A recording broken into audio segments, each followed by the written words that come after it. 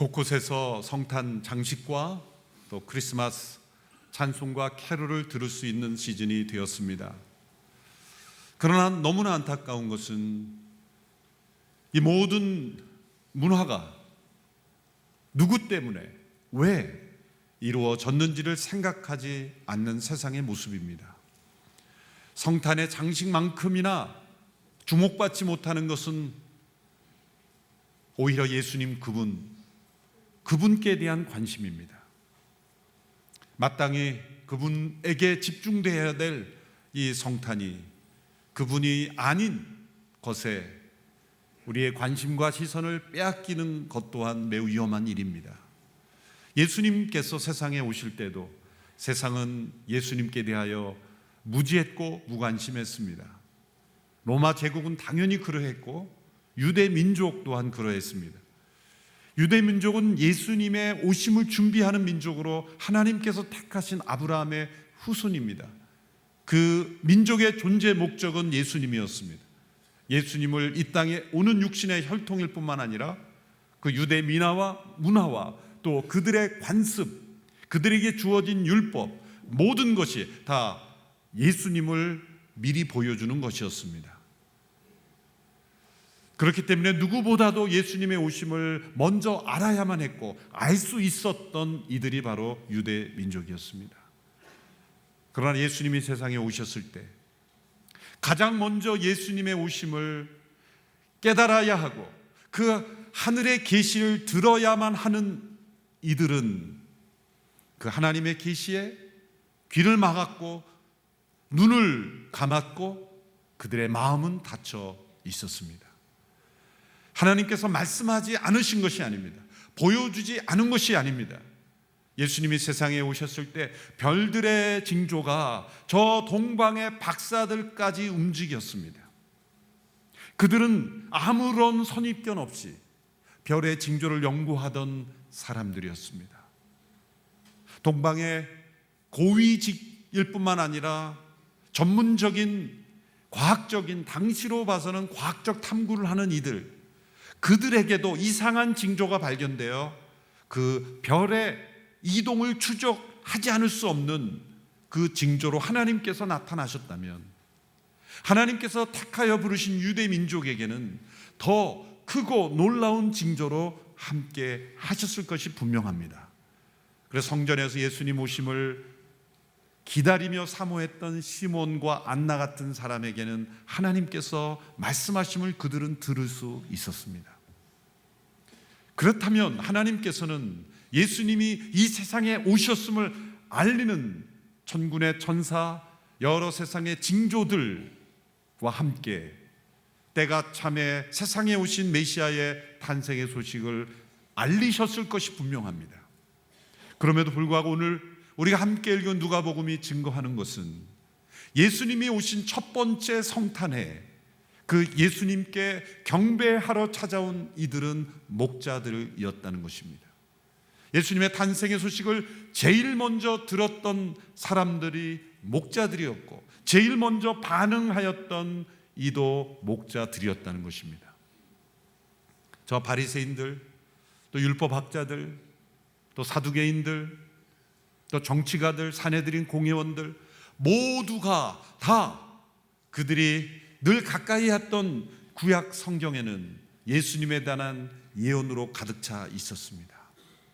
그들이 조금만 귀 기울였더라면 그들의 탐욕과 또 이 세상에 속한 것들을 다 내려놓고 예수님 오심에 집중하여 기다리는 영혼들이었다면 시몬과 안나처럼 그리고 베들레헴의 목자들처럼 예수님 오심을 분명히 깨닫고 그들도 이 목자들과 같이 예수님께 경배하러 왔을 것이 분명합니다.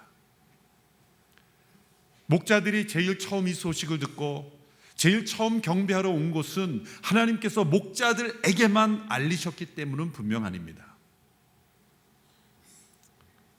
미국 노틀담 대학의 교수였던 몰튼 켈세이라는 교수님은 이 성탄에 관한 많은 문헌들을 연구하면서 하나님께서 목자들에게만 소식을 주셨을 리는 없다. 바리새인들에게도, 당시 산헤드린 공회원들에게도, 여관 주인에게도, 수많은 사람들에게 분명 하나님의 계시를 주셨을 것이다. 어떤 사람에게는 꿈속에, 어떤 사람에게는 환상으로, 어떤 사람에게는 말씀을 읽는 중에 각양각색의 계시를 분명 주셨을 것이다. 저 동방의 박사들에게도 별의 징조를 보여주셨다면 수많은 사람들에게 징조를 보여주셨을 것이다. 그러나 그들은 듣지 않았고 들을 수 없었고 들어도 무시했을 것이다. 오직 베들레헴의 목자들만이 그 음성을 있는 그대로 들었고, 그리고 들은 그대로 예수님께 가서 그것을 확인하고 경배하였다는 거죠. 이 목자들의 경배가 우리에게 주는 중요성은 무엇입니까? 이 세상은 어떤 소식이 어떤 사람에게 가장 먼저 전해지고 어떤 사람이 최초의 증인인가가 아주 중요합니다. 우리나라에 가장 중요한 소식이 있다면 가장 높은 직위, 가장 많은 책임을 가진 사람에게 가장 먼저 전해지는 것이 마땅합니다. 그러나 만일 그 소식을 접할 수 없는 또 뜻밖의 인물에게 그것이 전해졌다면 그 나라의 체계가 문제가 있었을 겁니다. 베들레헴의 목자들은 어떤 사람입니까? 베들레헴 성읍 밖에서 들판에서 양떼들과 함께 살아가던 사람들이었습니다. 그들은 사회로부터 소외되었고 버림받은 사람으로 여겨졌고, 그들의 몸에는 늘 양들의 더러운 냄새가 났고, 그들의 잠자리는 들판이었습니다. 그들이 바라볼 수 있는 건 별들뿐, 그리고 양들뿐이었습니다. 당시 유대 사회에서 성읍 밖에 있는 인들에게 어떤 정보가 주어지겠습니까? 어떤 뉴스가 전해지겠습니까? 가장 중요하지 않은 사람으로 여겨지고 가장 긴급하지 않은 사람들에게 가장 중요한 긴급한 소식이 전해진 것입니다. 이것은 그들에게만 전해졌기 때문이 아닙니다. 그들만 들을 수 있는 귀가 열려있기 때문이죠. 성읍에 있는 수많은 사람들, 당시의 지도자들의 귀와 눈은 이 세상의 문화와 가치와 자기 중심에 사로잡혀 이 하나님의 계시를 들을 수 있는 귀가 막혀 있었기 때문인 것입니다. 이 베들레헴의 목자들에게 제일 먼저 전해진 소식, 그리고 그 목자들로부터 최초의 경배를 받으신 것을 통해 우리에게 무엇을 내주십니까? 그것은 예수님의 이 땅에 오심은 세상에 그 누구도 소외된 이가 없고, 그 누구도 중요하지 않은 사람이 없고, 그 누구도 하나님께서 예외시키는 사람은 없다는 것을 우리에게 알려주시는 것입니다. 또한 이 베들레헴의 목자들을 통해서 최초의 경배를 받으심으로써 그들의 어린아이와 같은 순수한 마음, 들판에 있고 하늘의 별을 바라보는 그들의 그 단순한 삶, 순수한 삶, 그저 양을 치는 목자들이었고, 그들에게는 해박한 구약의 율법 지식도 없고 성전의 문화도 잘 알지 못했던 그들이지만, 그들에게 있었던 것은 하나님께서 말씀하시는 그 음성을 순수하게 들을 수 있었던 열린 귀였습니다. 오늘 성탄을 맞이하면서 우리에게 회복되어야 될 것은 바로 그것입니다. 성탄의 의미를 있는 그대로 가감하지 않고 세상의 문화로 포장하지 않고 있는 그대로 들을 수 있는 열린 귀, 그것이 우리가 목자들을 통해 배워야 하는 것입니다. 그들이 제일 먼저 가서 예수님을 찾아 확인하고 경배했다고 기록하고 있습니다. 우리가 성탄에 관한 이 신약 복음서의 이야기들을 통해 교회에서 이런 칸타타나 드라마나 또 연극을 하게 될 때는 항상 같이 등장하는 인물이 목자들과 함께 누굽니까? 동방의 박사들.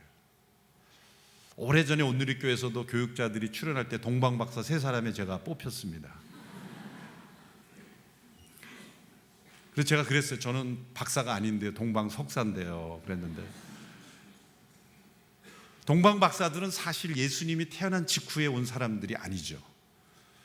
그들은 예수님께서 집에 계실 때 적어도 1살 넘어 2살로 가고 있는 그 시점이었을 겁니다. 왜냐하면 헤롯이 유대인의 왕이 태어났다는 소식을 듣고 동방의 박사들이 경배를 왔을 때 깜짝 놀라서 바리새인들을 불러서 확인했죠. 그러고 나서 베들레헴의 2살 아래 아기를 다 죽이라는 대학살을 명령하죠. 시점이 2살 아래. 그것은 최대한 2살일 수 있기 때문에. 그 2살 아래의 아기를 다 죽이라고 한 것을 볼 때 예수님은 1세에서 2세 막 아장아장 걷기 시작했던 그 아기의 때 집에 있었을 때니 목자들과 함께 나올 수는 없어요. 그러나 동방의 박사들이 나올 때는 성탄절 때뿐이 나올 수 있기 때문에 같이 등장하는 것 뿐입니다.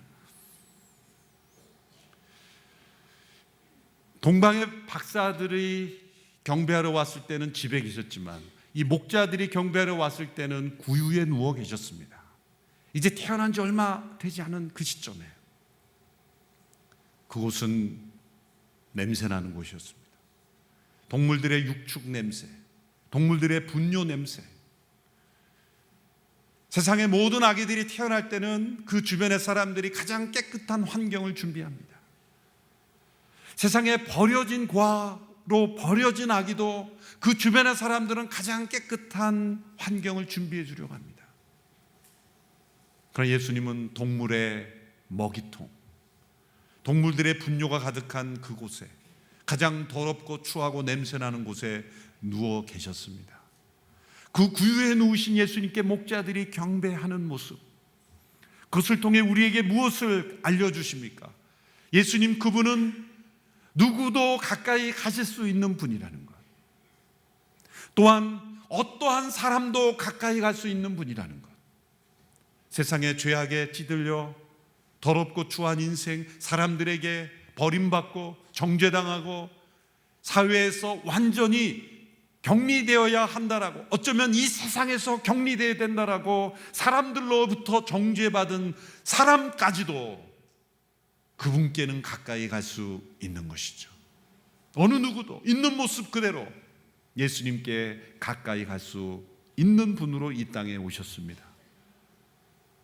목자들의 경배를 받아 구유에 누우신 예수님은 이 세상의 모든 사람들을 부유한 자로 만드시기 위함이었습니다.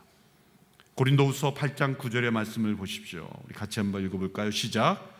여러분이 우리 주 예수 그리스도의 은혜를 잘 알고 있듯이 그리스도께서는 부유하신 분으로서 여러분을 위해 가난하게 되셨습니다.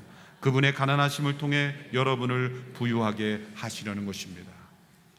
세상에서 가장 가난한 자라 할지라도 예수님 앞에 서면 부유한 자가 되는 겁니다. 세상에서 가장 버림받고 소외감을 느끼는 사람이라 할지라도 구유에 누우신 예수님 앞에 서면 그 모든 아픔을 이겨낼 수 있게 하시기 위해서, 세상의 모든 사람의 위로자가 되시고 세상의 모든 사람의 치유자가 되시고 세상의 모든 사람의 구원자가 되시기 위해서, 세상의 모든 이들을 부유한 자로 만들어주시기 위해서 예수님은 구유에 누우신 것입니다. 성탄주일에 우리의 삶과 우리의 마음에 예수님을 모실 수 있는가? 어떤 사람은 이렇게 생각합니다. 내 마음은 너무나 더러워서 예수님 모실 수가 없습니다. 예수님은 이렇게 대답하실 겁니다. 구유만큼 더러울까? 제 마음은 너무나 비천해서 예수님 마음에 모실 수 없습니다. 예수님 말씀하십니다. 구유만큼 비천할까? 우리는 늘 세상의 비교 속에 살아가며 어쩌면 세상의 중심에 서지 못한 그 상처 속에 우리 자신을 소외시키고 있습니다. 그리고 자신에 대한 절망, 자신에 대한 그 모든 아픔 속에서 우리가 어떤 것을 갖추어야만 예수님을 만날 수 있다고 생각합니다. 내가 더 부유해져야 예수님을 만날 수 있다고 생각합니다. 내가 더 모든 것을 갖추어야 예수님 앞에 나갈 수 있다고 생각합니다. 그러나 목자들의 경배를 구유에 누우셔서 받으신 예수님, 그분의 오심, 이 장면 하나로 세상 그 누구도 예수님을 경배할 수 없는 사람은 없다는 것입니다. 그리고 그 누구도 예수님 앞에 서서 소외감과 상처와 아픔을 느낄 사람은 아무도 없다는 것입니다. 그분은 우리 모두를 부유한 자로 만드셨고 우리 모두를 구원하실 자격이 있으실 하나님의 아들이십니다. 그분의 낮아지심 앞에 나의 자존심은 아무것도 아니게 됩니다. 그분의 겸손 앞에 내가 얼마나 교만한 자인가를 깨닫게 되는 것입니다. 내가 아무리 비천하고 가난하게 여겨도 나보다 더 가난하게 되셔서 나를 부유하게 하신 그분 앞에 설 때 우리는 다시 일어설 힘과 용기를 얻게 되는 것입니다. 목자들이 구유해 놓으신 예수님께 경배했을 때 그 천군과 천사들이 하늘의 군대가 큰 무리를 이루며 하나님을 찬양했습니다. 오늘 본문 2장 14절의 말씀이죠. 같이 함께 읽어보겠습니다. 시작. 지극히 높은 곳에서는 하나님께 영광이요 땅에서는 하나님의 은총을 입은 사람들에게 평화로다. 바로 이것을 위해서 세상에 오셨다는 거죠. 지극히 높은 곳에 계신 하나님께는 영광을, 또 이 땅에서는 하나님의 은총을 입은 사람들에게 평화를 주기 위해서 지극히 높은 곳에서 일어나는 일과 땅에서 일어나는 일이 대조되고 있습니다. 이 두 가지는 인간의 죄가 빼앗아 버린 것입니다. 죄는 하나님께 드릴 영광을 가로챈 것이고 우리들에게 마땅히 있어야 될 평화를 깨트려 버린 것입니다. 죄가 빼앗아 버린 이 두 가지, 하나님께 영광 드려야 될 것을 가로채고 또 우리에게 임해야 될 그 평화를 깨트린 겁니다. 예수님은 이 두 가지를 회복시키려 오셨습니다. 지극히 높은 곳에 계신 그 하나님께 드려야 될 영광을 올려드리고 그리고 그분의 은총 가운데 있는 자들에게 참된 평화를 주시는 겁니다. 이 두 가지가 어떻게 연결됩니까? 여러분, 세상에 왜 평화가 깨집니까? 마땅히 영광 받으셔야 되는 분께 영광이 돌려지지 않아서 그렇습니다. 그 영광을 가로채는 이가 있기 때문입니다. 영광을 자기에게로 돌리는 이가 있기 때문입니다. 예수님이 십자가에 죽으시고 부활하심으로 하나님께 드려야 될 영광을 돌려드렸습니다. 그로 말미암아 우리에게는 하늘의 평화가 임하게 되었습니다. 성탄은 이 영광과 평화가 회복되는 날입니다. 이 성탄의 축복과 은혜 아래 살아가는 사람들에게는 하나님께는 영광이요 이 땅에서는 세상이 줄 수 없는 평화를 경험하는 성탄의 축복을 누리게 될 줄로 믿습니다. 목자들이 최초로 이것을 경험했습니다. 그래서 그들은 만나는 사람마다 자신들이 경험한 일들을 전했고 그것을 인해 기뻐했고 그들은 최초의 성탄의 증인이 되었습니다. 오늘 우리는 이 목자들과 같은 성탄의 증인이 될 수 있습니까? 예수님이 이 땅에 오심을 증거할 수 있는 증인이 될 수 있습니까? 최초의 증인이 목자들이 되었다면 어느 누구도 성탄의 증인이 될 수 없는 자는 없는 것입니다. 오늘 이 땅에 필요한 것은 진정한 증인입니다. 우리에게 일어난 일, 우리가 경험한 일, 우리가 눈으로 보고 우리의 귀로 듣고 우리가 체험한 이 성탄의 축복이 우리의 입을 통해 우리의 삶을 통해 온 세상에 전해지는 복된 성탄 되시기를 주님의 이름으로 축원합니다. 기도하겠습니다. 하늘의 영광을 버리고 낮고 천한 인간의 몸으로 오시되 더러운 구유까지 찾아오신 주님, 목자들의 경배를 받으시며 하나님께는 영광이요 이 땅에는 평화를 허락하신 예수님, 그 예수님 우리 마음속에 오시옵소서. 우리의 삶 속에 오시옵소서. 이 나라 민족에 임하여 주시옵소서. 예수님의 이름으로 기도하옵나이다. 아멘.